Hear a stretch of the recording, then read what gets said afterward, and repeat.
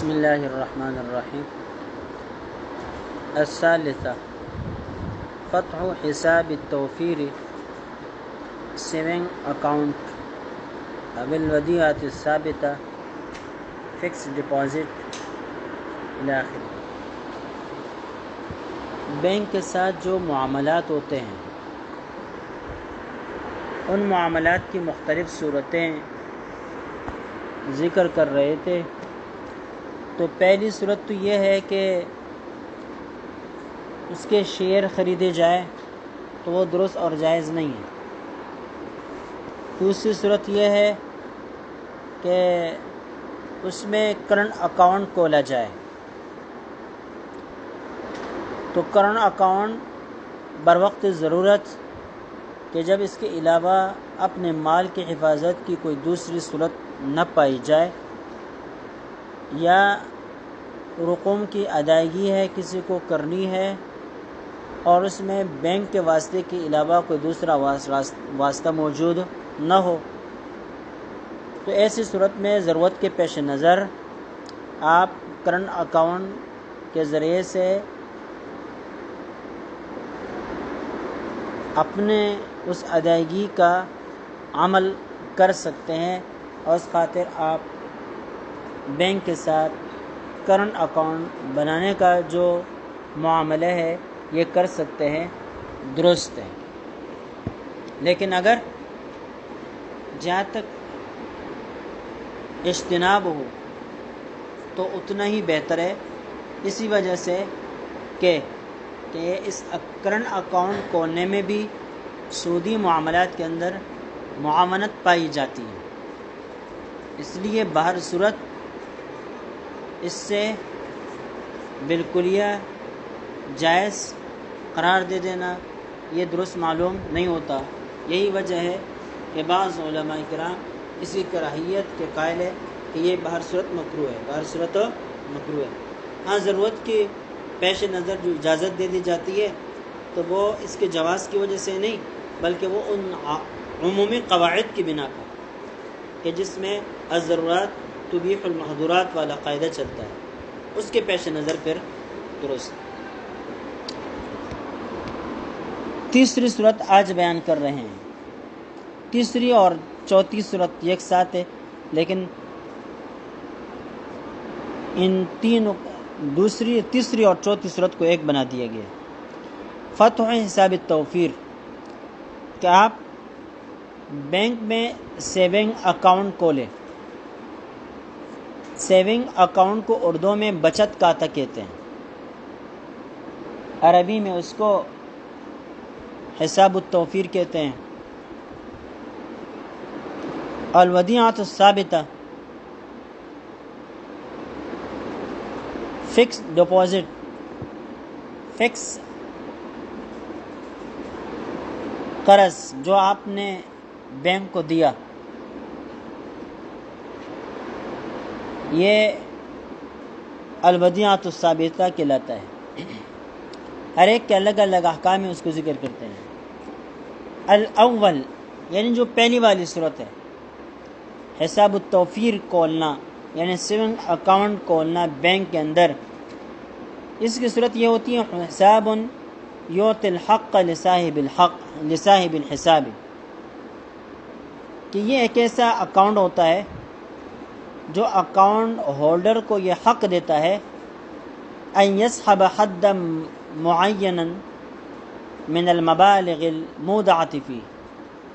یہ یحسبو کا جو لفظ ہے نا، اس کو یحسبو کی جگہ پر یسحبو کر دو، اس کا مطلب ہے نکالنا، کہ جو رقوم بینک کے اندر رکھی گئی ہے ان رقوم میں سے ایک خاص مقدار تک تو نکال سکتا ہے، اس سے زیادہ نہیں نکال سکتا۔ فرض کر لیں کہ آپ نے سیونگ اکاؤنٹ کے اندر 10 لاکھ روپے رکھ دیے، اس پر ماہانہ آپ کو باقاعدہ بچت ملتا ہے، سود ملتا ہے، نفع ملتا ہے، لیکن اس میں ہوتا یہ ہے کہ بینک آپ سے یہ بھی کہہ دیتا ہے کہ آپ مہینے میں اپنے لیے 50,000 روپے نکال سکتے ہو، 50,000 روپے مہینے میں نکال سکتے ہو، 20,000 نکال سکتے ہو، 10,000 نکال سکتے ہو، ایک حد مقرر کر دیتے ہیں، اس سے زیادہ آپ نہیں نکال سکتے۔ کرنٹ اکاؤنٹ میں تو آپ جتنا چاہے نکالیں، جتنا چاہے رکھیں، لیکن یہ جو سیونگ اکاؤنٹ ہے اس میں کرنٹ اکاؤنٹ کے ساتھ یہ اختلاف ہوتا ہے۔ یہ کرنٹ اکاؤنٹ پر آپ کو کوئی منافع نہیں ملتا، سیونگ اکاؤنٹ میں آپ کو منافع بھی ملتا ہے، سود بھی ملتا ہے، اور ساتھ ساتھ یہ ہوتا ہے کہ آپ کے اوپر تھوڑی سی پابندی لگائی جاتی ہے کہ آپ 10 لاکھ روپے میں سے صرف 50,000 روپے ماہانہ نکال سکیں گے، 20,000 نکال سکیں گے، یا زیادہ سے زیادہ آپ 1 سال تک صرف اور صرف 3 لاکھ روپے نکال سکیں گے، 5 لاکھ نکال سکیں گے، اس سے زیادہ نہیں نکال سکیں گے۔ بات آئی سمجھ میں؟ اور یہ رقوم کا جتنا بھی حصہ بینک کے اندر رہے گا اس حساب سے آپ کو سود ملتا رہے گا۔ وَيُعْطِي الْبَنْكُ عَلَى ذَلِكَ فَائِدَةً رَبَوِيَّةً، بینک اس کے اوپر سودی فائدہ دیتا ہے۔ وثانی، دوسری والی صورت فکس ڈپازٹ کا، وہ یہ ہے یودع صاحب الاموال اموالهم الى مدت معینۃ والبنک یعطیہم فائدۃ ربویۃ زائدۃ بنسبۃ ما یعطی فی الصورۃ الاولی، کہ مالدار مال والا آدمی اپنے مال ایک متعین مدت تک بینک کے اندر رکھتا ہے، والبینک یعطیہم فائدۃ ربویہ، اور بینک ان لوگوں کو صاحب اموال کو سودی فائدہ دیتا ہے، زائدتاً بنسبت ما یعطی فی الصورۃ الاولی، اس میں جو سودی فائدہ ہوتا ہے وہ سیون اکاؤنٹ میں جو سودی فائدہ ہوتا ہے اس کو نسبت سے زیادہ ہوتا ہے۔ دیکھیں اس کو سمجھیں، سیون اکاؤنٹ میں آپ کو پیسے رکھنے پر سودی فائدہ ملتا ہے، لیکن وہ سودی فائدہ کم ہوتا ہے۔ فرض کر لیں وہاں لاکھ پر ماہانہ 1,000 روپے دیتے ہیں، تو یہ جو فکس ڈپازٹ ہے اس میں ہو سکتا ہے کہ ماہانہ آپ کو 1,000 کے بجائے 2,000 دے دیں، 1,500 دے دیں، اس سے زیادہ۔ وجہ یہ ہے کہ فکس ڈپازٹ میں آپ نے جو رقم رکھی اور اس کے لیے ایک مدت طے کر دی، اس مدت سے پہلے آپ 1 روپے بھی نہیں نکال سکتے۔ اگر نکالیں گے تو جتنے بھی آپ کو نفع کے نام سے فائدہ دے دیا ہے وہ فائدہ آپ سے کاٹیں۔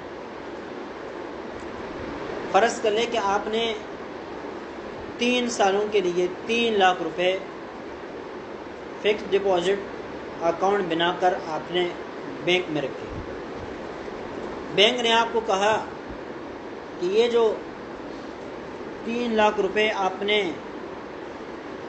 5 مہینوں کے لیے رکھے، فی لاکھ آپ کو 2,000 روپے ماہانہ ملے گا، لیکن 5 مہینے سے پہلے 1 روپیہ بھی نہیں نکال سکتے۔ اب 3 مہینے گزر گئے، 3 مہینے میں بینک نے آپ کو 3 لاکھ کے اوپر کتنا منافع دیا؟ فی لاکھ 2,000 لگا دے، ہاں بھائی 3 لاکھ پر کتنے؟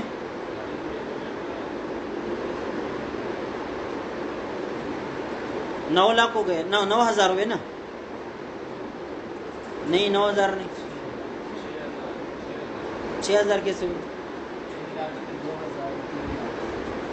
1 مہینے کے 6 لاکھ، پھر دوسرے مہینے کے 6 لاکھ، پھر تیسرے مہینے کے 6 لاکھ، کل کتنے بنے؟ 18,000 روپے آپ کو منافع ملا ہے۔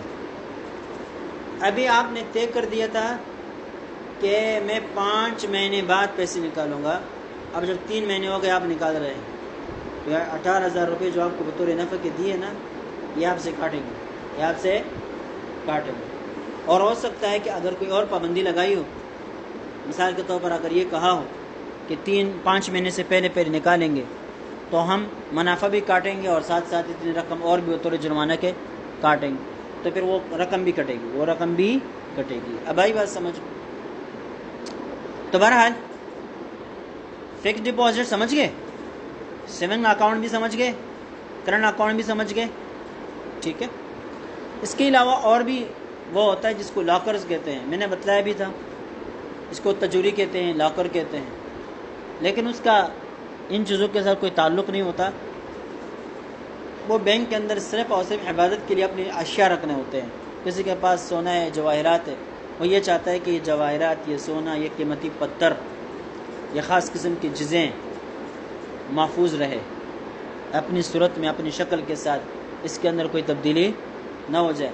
گھر میں حفاظت نہیں کر سکتے تو بینک کے پاس رکھتے، تو باقاعدہ بینک کو اس کا کرایہ دیتے ہیں، بینک اس کی حفاظت کرتے ہیں نا چوکیدار بن کر، اور ہو سکتا ہے کہ اس کے لیے کوئی کمرہ، کوئی جگہ مختص ہو، کوئی ڈبہ مختص ہو، تو اس ڈبے کے بھی کیا کرتے ہیں؟ کرایہ وصول کرتے ہیں۔ اب آئی بس، تو پیسہ کمانے کا یہ بھی ذریعہ ہے، پیسہ کمانے کا یہ بھی ذریعہ ہے۔ تو یہ صورتیں یہ ہو گئی سیون اکاؤنٹ کی اور فکس ڈپازٹ کی، دونوں میں فرق سمجھ گئے؟ فَكُلُّ وَاحِدٍ مِّنَ الْحِسَابَيْنِ رَبَوِيٌّ بُخْتٌ وَإِيدَاعُ الْأَمْوَالِ فِيهِ حرام۔ یہ دونوں حساب، یہ دونوں اکاؤنٹ خالص سودی ہے، اس میں اموال رکھنا بھی حرام ہے اور اس پر سودی فائدہ حاصل کرنا بھی حرام ہے۔ اب آئی بات سمجھ میں؟ سودی بینکوں کے اندر سیون اکاؤنٹ کھولنا اور فکس ڈپازٹ کھولنا یہ بالکل ناجائز اور حرام ہے۔ اب آئی بات سمجھ میں؟ الرابعہ فتح الاعتماد، لیٹر آف کریڈٹ، هو أن يدفع الفاتح مبلغا إلى البنك ليكون كفيلا عنه لأداء المبالغ التي يأتي عليه في المستقبل في التعاملات۔ یہ جو لیٹر آف کریڈٹ ہے، اس کی صورتیں یہ ہوتی ہے کہ بینک کے پاس آپ نے پیسے رکھے اور بینک سے آپ نے یہ طے کر دیا کہ آپ میری طرف سے جو معاہدات میں کروں گا، جو چیزیں میں خریدوں گا، ادائیگی آپ کریں گے، ادائیگی آپ کریں گے۔ بینک والے کہتے ہیں ٹھیک ہے، آپ ہمارے پاس پیسے جمع کرائے 10 لاکھ روپے، ان 10 لاکھ روپے کے اندر آپ جو بھی کریں گے ادائیگی ہم کریں گے، ادائیگی ہم کریں گے۔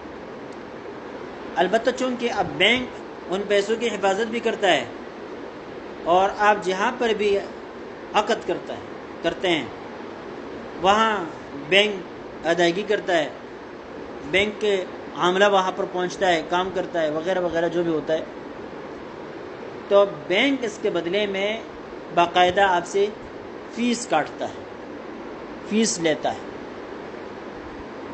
اس کی صورت یہاں ذکر کرتے ہیں، کہتے ہیں وَهُوَ أَن يَدْفَعَ الْفَاتِحُ، کہ فاتح یعنی فتح الاعتماد کھولنے والا بینک کو مبلغ رقم دیتا ہے بینک کو، لِيَكُونَ كَفِيلًا عَنْهُ، تاکہ وہ بینک کفیل بن جائے اس کی طرف سے، لِأَدَاءِ الْمَبَالِغِ الَّتِي يَأْتِي عَلَيْهِ فِي الْمُسْتَقْبَلِ فِي التَّعَامُلَاتِ، معاملات کے اندر اس کے اوپر آنے والے جو پیسے ہیں، رقم ہے، اس کی ادائیگی پھر کون کرے؟ بینک کرے۔ وَالْبَنْكُ يَدْفَعُ هَذِهِ الْبِطَاقَةَ، بینک کیا کرتا ہے؟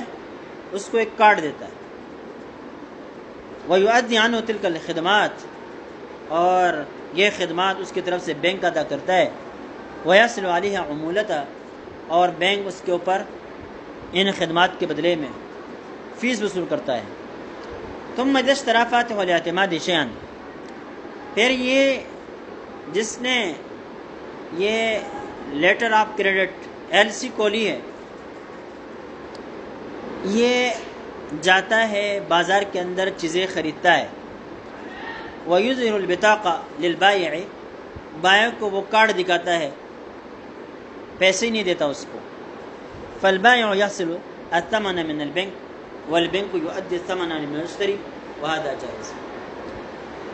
اب بینک یہ جو بائع ہے یہ بینک سے وصولی کرتا ہے اور بینک مشتری کی طرف سے ثمن کی ادائیگی کرتا ہے، ثمن کی ادائیگی کرتا ہے۔ وَهَذَا جَائِزٌ إِن لَّمْ يَتَضَمَّنْ عَقْدًا رَبَوِيًّا اگر یہ کسی عقد ربوی کو، سودی عقد کو متضمن نہ ہو تو یہ درست، اس لیے کہ بینک آپ سے سود نہ لیتا ہے نہ آپ کو دیتا ہے، البتہ بینک آپ سے ان خدمات کے بدلے میں فیس وصول کرتا ہے، ان خدمات کے بدلے میں کیا کرتا ہے؟ فیس وصول کرتا ہے۔ آپ نے دیکھا ہوگا آج پیٹرول پمپوں کے اوپر لکھا ہوا ہوتا ہے کہ آپ اگر کریڈٹ کارڈ کے بدلے میں تیل خریدیں گے تو آپ کو 1 روپے منافع، اب بھائی ویسے 5% آپ کو نفع دیا جائے گا، 4% نفع دیا جائے گا، 3% آپ کو نفع دیا جائے گا۔ تو وہ وہی ہوتا ہے، ٹینکی بھر دی اور 1 روپے جیب سے نکالنے کے بجائے کریڈٹ کارڈ دکھا دیا، بینک والوں نے اس کو اپنے پاس وہ رکھا کہ بھائی اس آدمی نے کریڈٹ کارڈ کے بدلے میں چیزیں خریدی ہیں۔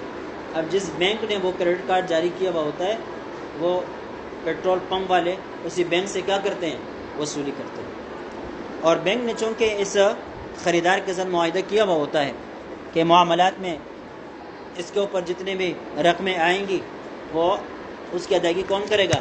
بینک کرے گا۔ تو بینک کے پاس جب پیٹرول پمپ والا آتا ہے کہ فلاں کریڈٹ کارڈ ہولڈر نے مجھ سے یہ چیزیں خریدی اور یہ اس کا کیا ہے؟ کاغذات ہے، یہ اس کے دستاویز ہے، فائل ہے وغیرہ وغیرہ، یا واؤچر ہے، تو وہ دکھا دیتا ہے، بینک کیا کر دیتا ہے؟ ادائیگی کر دیتا ہے۔ الخامسہ شراء الاشیاء المباحہ من البنک وهو جائز ایضا لاختلاط اموالہ بالحلال والحرام والغلبۃ فیہا للحلال۔ بینک کے ساتھ جو معاملات ہوتے ہیں اس کی 5ویں صورت یہ ہے،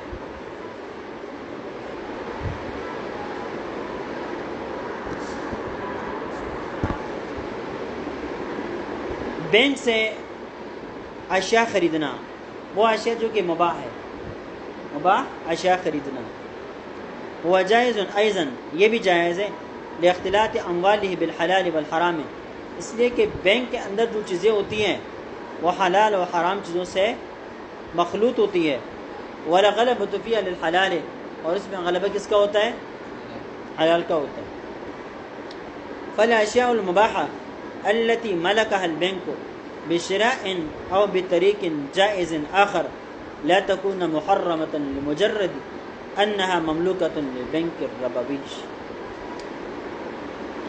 وہ مباح اشیاء بینک جن کا مالک ہے، بینک نے اس کو خریدا ہے یا کسی اور جائز طریقے سے بینک اس کا مالک بن چکا ہے تو وہ حرام نہیں ہوں گی، لمجرد انها مملوکہ صرف اس بنا پر کہ یہ بینک سودی بینک کے مملوک ہے اس وجہ سے اب اس کا خریدنا درست نہ ہو، ایسی بات نہیں۔ بینک کے اندر جو قالین ہے، بینک کے اندر جو فرنیچر ہے، اگر آپ اس کو خریدنا چاہیں تو آپ کے لیے خریدنا درست ہے، صرف اس بنا پر کہ بھائی یہ بینک کا فرنیچر ہے میں اس کو نہیں خریدتا، یا قالین ہے میں اس کو نہیں خریدتا، یہ ٹیبل لگے ہوئے میں اس کو نہیں خریدتا، الماری ہے یوز یہ میں نہیں خریدتا، صرف اس وجہ سے کہ یہ کیا ہے؟ بینک میں استعمال ہو، تو یہ صحیح نہیں ہے، خرید سکتے ہیں آپ اجازت۔ السادسہ بینک کے ساتھ معاملات کرنے کی 6ٹھی صورت، بیع الاشیاء الی البنوک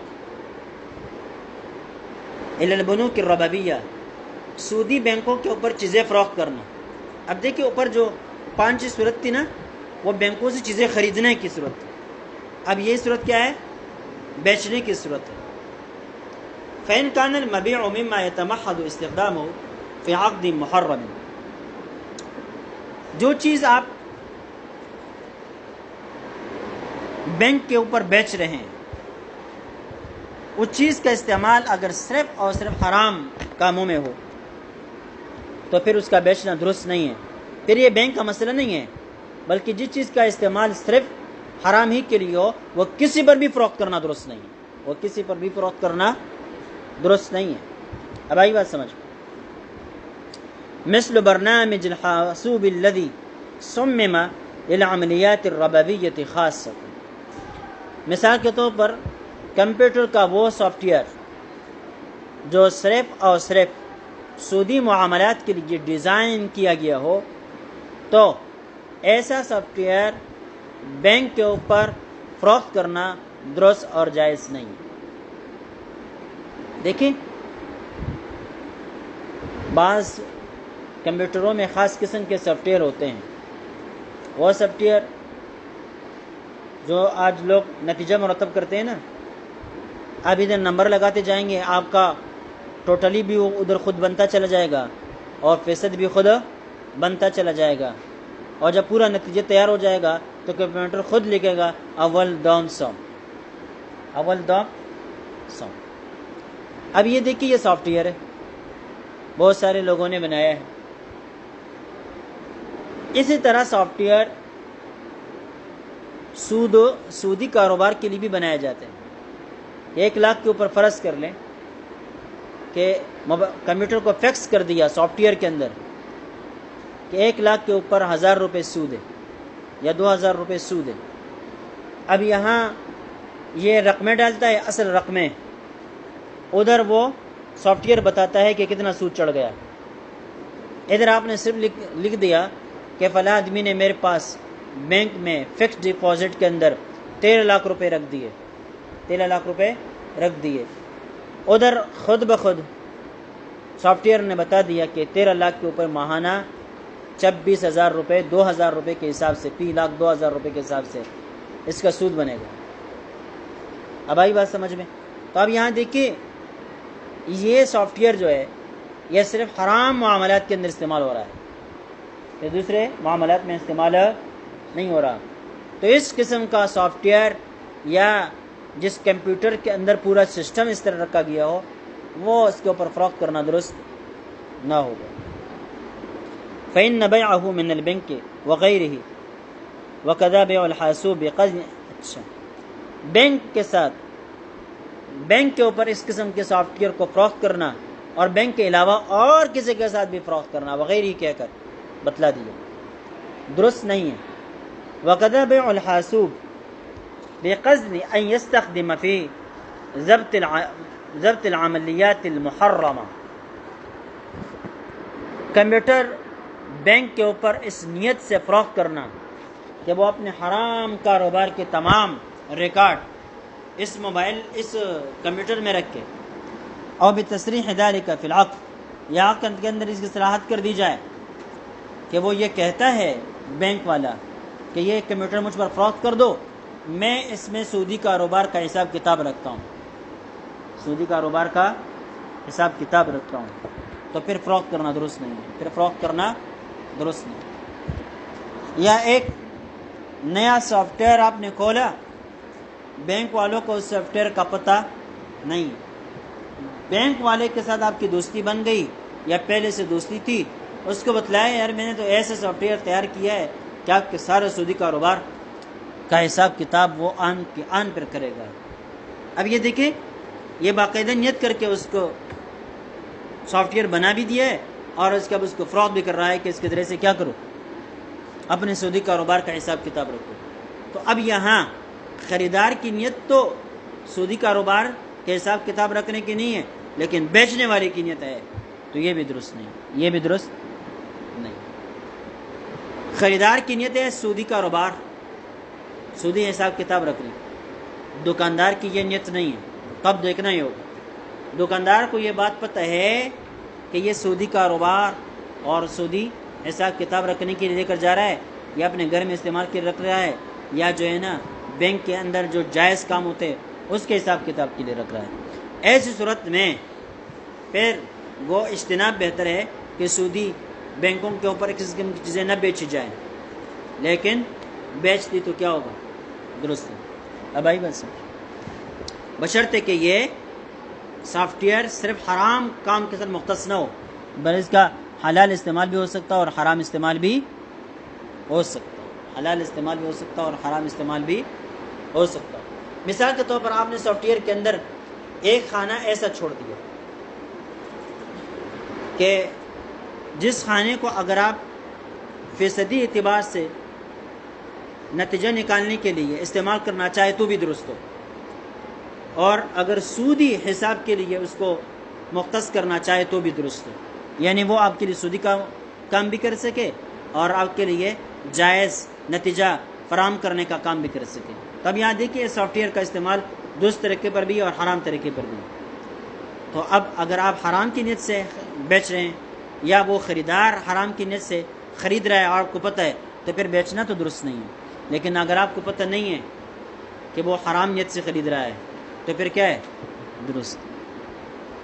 اما بيع الاشياء التي لا علاقة لها مباشرة بعمليات محرمة، ہاں وہ چیزیں، ان چیزوں کے بے جن کا اس سودی معاملات اور حرام معاملات کے ساتھ کوئی براہ راست تعلق نہیں ہے، کوئی علاقہ نہیں، مثل السيارات والأب المفروشات فليس حراما إلا إذا قصد بها البائع الإعانة أو صرح بها في العقد۔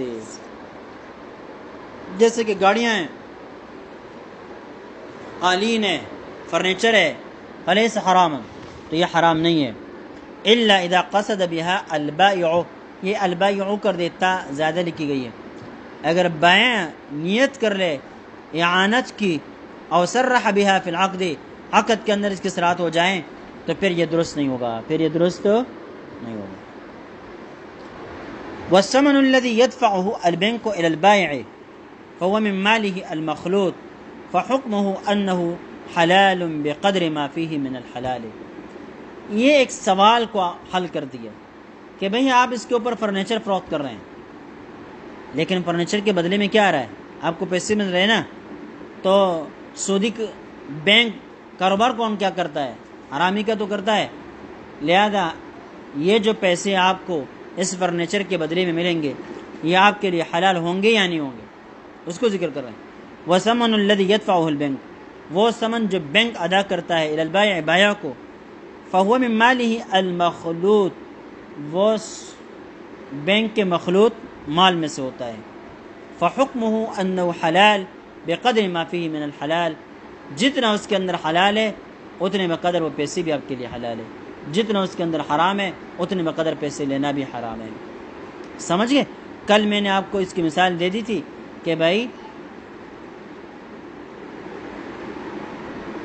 10 لاکھ روپے میں سے 1 لاکھ روپے حلال ہے، 1 لاکھ روپے کے بقدر جو آپ کو دے رہے ہیں وہ تو آپ کے لیے حلال ہے، لیکن جو زیادہ دے رہے ہیں وہ آپ کے لیے حلال ہے۔ والسابعہ، ساتویں صورت یہ ہے ان یواجر المرء نفسه للبنک بان يقبل فيه وظیفة فان كانت الوظیفة تتضمن مباشرة العملیات الربویہ او العملیات المحرمة الاخرى۔ دیکھیں یہاں سے بینک کے اندر نوکری کے بارے میں بات کر رہے ہیں۔ ایک شخص بینک کے اندر نوکری کرتا ہے، مینیجر بنا ہوا ہے، کاؤنٹر کو سنبھالا ہوا ہے، ایک چوکیدار بنا ہوا ہے، ایک جو ہے نا اندر کا چوکیدار ہے، ایک باہر کا چوکیدار ہے، ایک مختلف چیزیں کے لے جانے کے لیے مقرر آدمی ہے، ایک بینک کا وہ ڈرائیور ہے جو بینک کے جو موظفین ہیں، ملازمین ہیں، ان کو لے کر آتا ہے اور لے کر جاتا ہے، یا بینک کے سامان لے کر آتا ہے اور لے کر جاتا ہے۔ یہ مختلف قسم کی نوکریاں ہوتی ہیں بینک کے اندر۔ تو اس قسم کی ملازمتوں کا یہ حکم بیان کر رہے ہیں کہ آپ بینک کے اندر کون کون سی نوکری اور ملازمت کر سکتے اور کون سی نہیں کر سکتے۔ والسابعہ، ساتویں صورت یہ ہے ان یواجر المرء نفسه للبنک، کہ ایک انسان اپنے آپ کو بینک کو اجرت پر دے دے، بیان یقبل فی وظیفتاً، مثلا وہاں پر کوئی نوکری وہ قبول کر لیں. فإن كانت الوظیفۃ، اب دیکھنا یہ ہوگا یہ جو ملازمت نوکری ہے تتضمن مباشرتاً، یہ بذات خود براہ راست متضمن ہے العملیات الربویہ، سودی عملیات کو، سرگرمیوں کو، ایکٹیویٹیز کو، او العملیات المحرمۃ الاخری، یا دوسرے حرام سرگرمیوں کو متضمن ہے.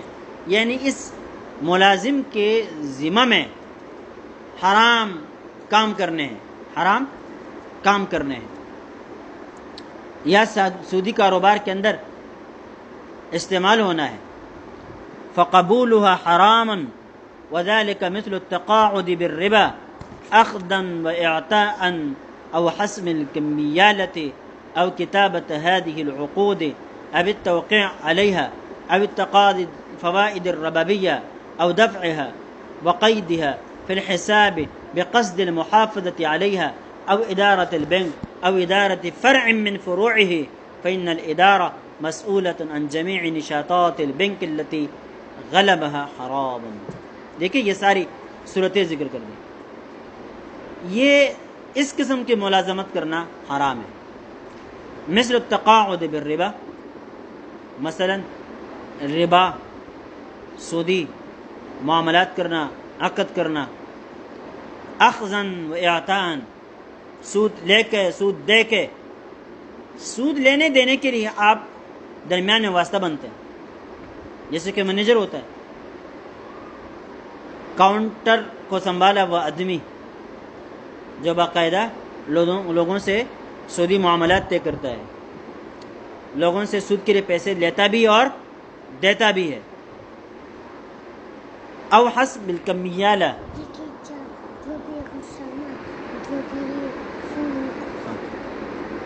یا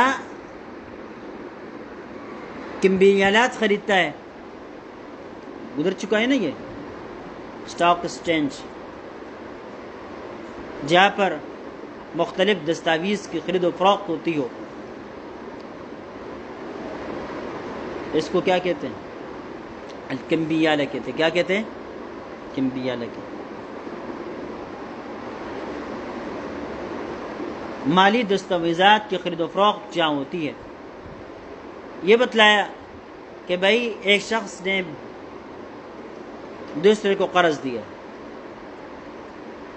یا کوئی چیز دوسرے کے اوپر فروخت کر دی،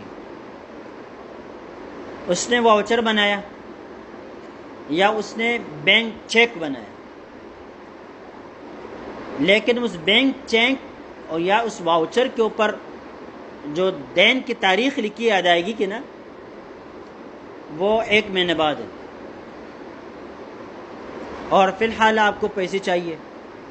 آپ بینک میں گئے، بینک سے کہا کہ یہ واؤچر مجھ سے خرید لو یا یہ چیک مجھ سے خرید لو.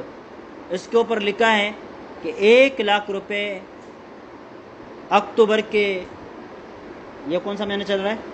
اکتوبر، نومبر کے 5 تاریخ کو ملیں گے. نومبر کے 5 تاریخ کو ملیں گے. اس کا مطلب کیا ہے؟ 20 دن اب اس چیک کے کیش ہونے میں باقی ہے، لیکن اس آدمی کو ابھی پیسے چاہیے. یہ بینک میں چلا گیا اور بینک والے سے کہا کہ 1 لاکھ روپے جو مجھے نومبر کے 5 تاریخ کو ملیں گے وہ آپ وصول کر لیں، اور مجھے اب اس لاکھ کے بدلے میں 90,000 دے. کیا دے دے؟ 90,000. ابھی بات آئی سمجھ میں؟ تو یہ جو کمبیالات کے وصولی کا مسئلہ ہے اور اس کی خریداری کا جو مسئلہ ہے، اب بات آئی سمجھ، مالی دستاویزات کی خرید و فروخت کا جو مسئلہ ہے، اس کے اندر براہ راست جو آدمی ملوث ہے اس کی آمدنی بھی حرام. او کتابت هذه العقود، یا جو آدمی ان عقود کو لکھتا ہے، جیسے کہ منشی کہلاتا ہے. کیا کہلاتا ہے؟ منشی کہلاتا ہے.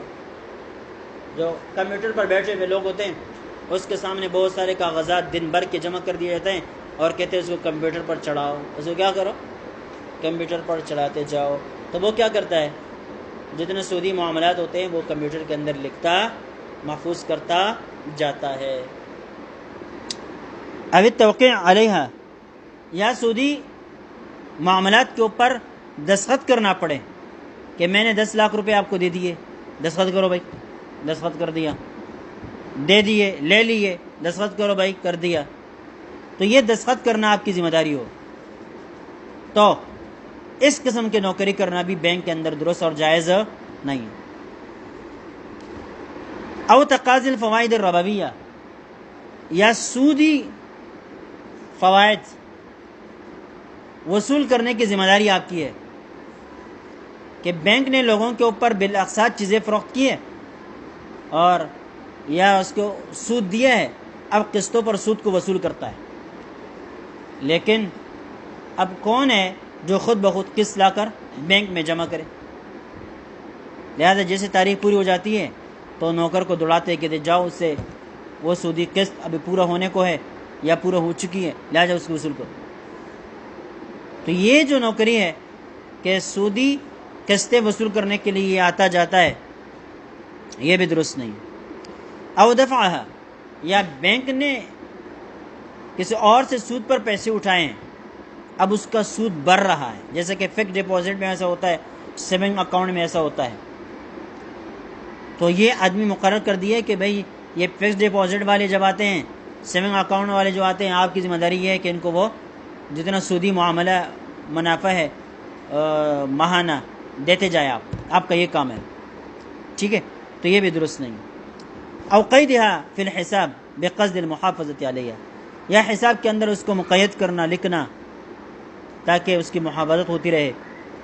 او ادارۃ البینک، یا بینک کا پورا ادارہ سنبھالنا، او ادارت فرع من فروعہ، یا بینک کے شاخوں میں سے کسی شاخ کی ادارتی ذمہ داریاں نبھانا۔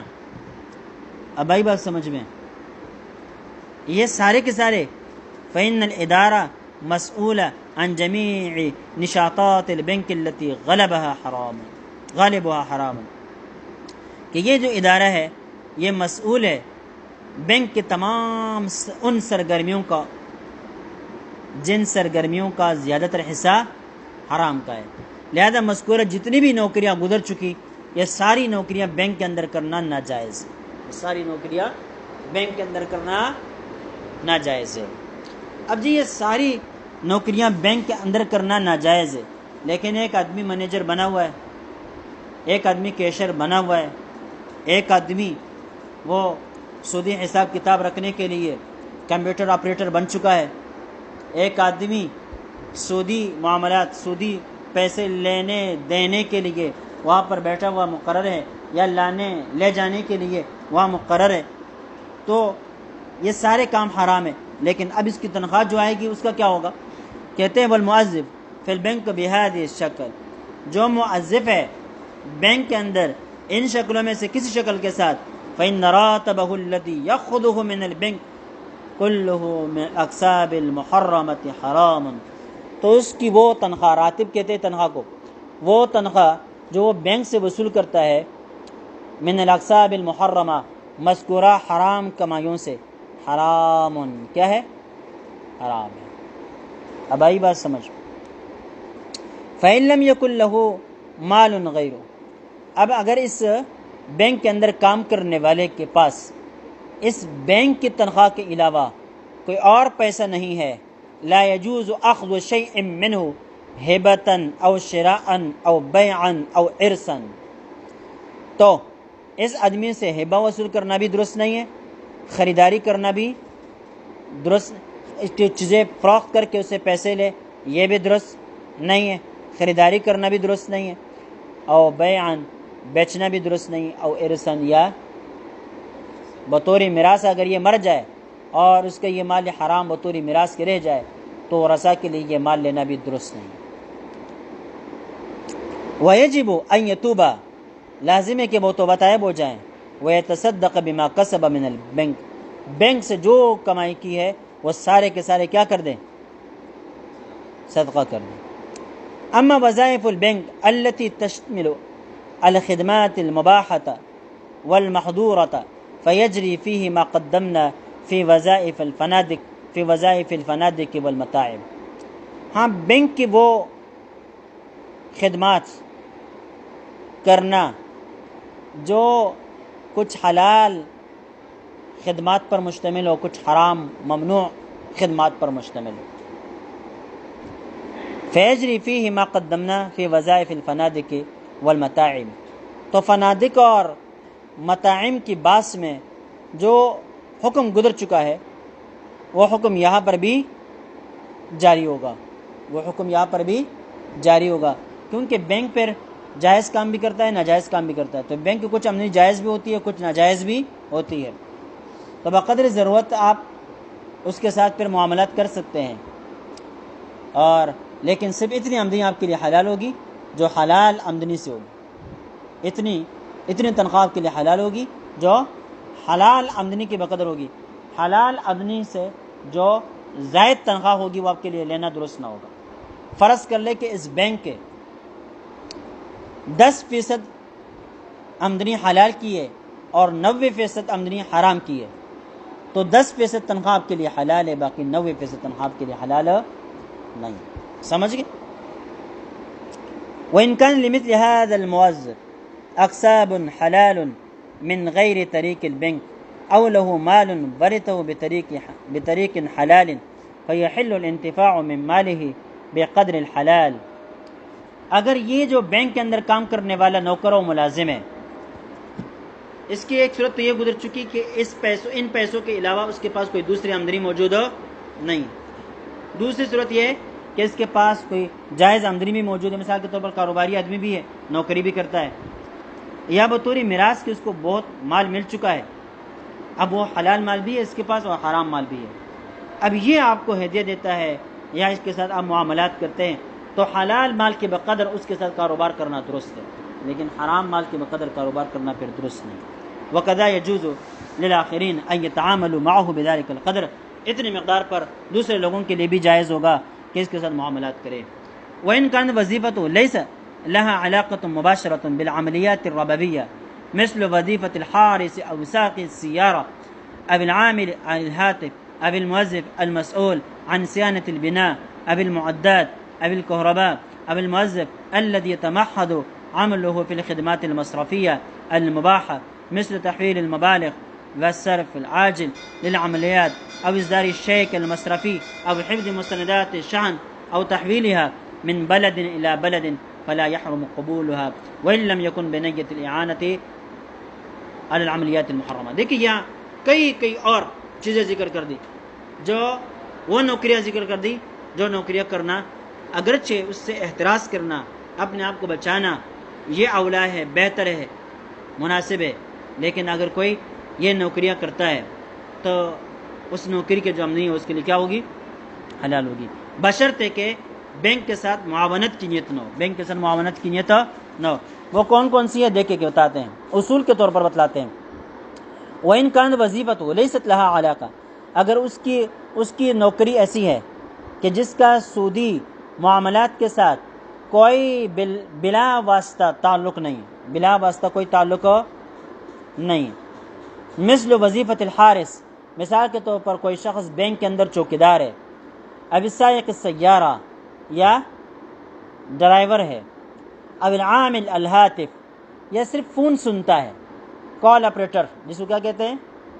کال آپریٹر کہتے ہیں، اب الموظف المسؤول عن صیانت البناء اب المعدات، یا وہ ذمہ دار جس کا کام صرف عمارتوں کی حفاظت کو دیکھنا ہوتا ہے، عمارت بن رہی ہے اس کا کام یہ ہے کہ وہ اس کی دیکھ بھال کرتا ہے، اب المعدات یا دیگر چیزیں تیار شدہ پڑی ہوئی ہیں ان چیزوں کی یہ حفاظت کرتا ہے، اب الکہرباء یا ایک آدمی ہے جو بینک کے اندر جو بجلی فٹنگ ہوئی ہے اس بجلی فٹنگ کی کا وہ دیکھ بھال کرتا ہے، یا بر وقت ضرورت اس کو بسا اوقات جس طرح کے بعض اداروں کے اندر باقاعدہ ایک الیکٹریشن رکھا ہوا ہوتا ہے نا، تو بینک کے اندر اگر مستقل طور پر کوئی الیکٹریشن رکھا ہوا ہے اور اس کا کام صرف یہ ہے کہ بجلی کی ترسیل کو درست رکھتا ہے اور کرتا ہے، اب الموظف الذي يتمحض عمله في الخدمات المصرفية المباحة، یا وہ موظف، وہ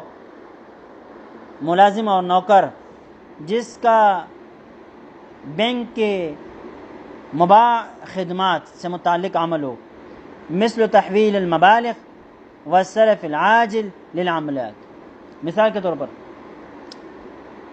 پیسوں کو ایک جگہ سے دوسری جگہ منتقل کرنا، یا جو جلدی طور پر خرچ کا کام ہے نا، فوراً آنا جانا، پیسے لے کر جانا لے کر آنا، یہ کام کر رہا ہے۔ اب اصداری الشیک المصرفی، یا اس کا کام صرف یہ ہے کہ وہ چیک بناتا ہے، او حفظ مستندات الشحن او تحویلها من بلد الى بلد، یا اس کا کام یہ ہے کہ مال جو لوڈ ہوتا ہے اس لوڈنگ کی حفاظت کرتا ہے، کہ مال جو ٹرک کے اندر لوڈ ہو رہا ہے، ہوائی جہاز کے اندر، سمندری جہاز کے اندر لوڈ ہو رہا ہے، یہ اس کو دیکھتا رہے۔ او تحویلها من بلد الى بلد، یا اس کا کام یہ ہے کہ مال کو ایک شہر سے دوسری شہر منتقل کرتا رہتا ہے۔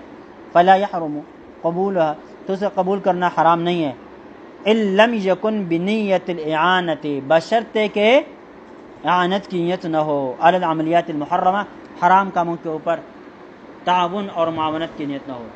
ولا يحكم في راتبه بالمحرمہ بالحرمہ، اور کیا ہے، اس کی تنخواہ کے اوپر حرام ہونے کا حکم نہیں لگایا جائے گا، اس کی تنخواہ کے اوپر حرام ہونے کا حکم نہیں لگایا جائے گا۔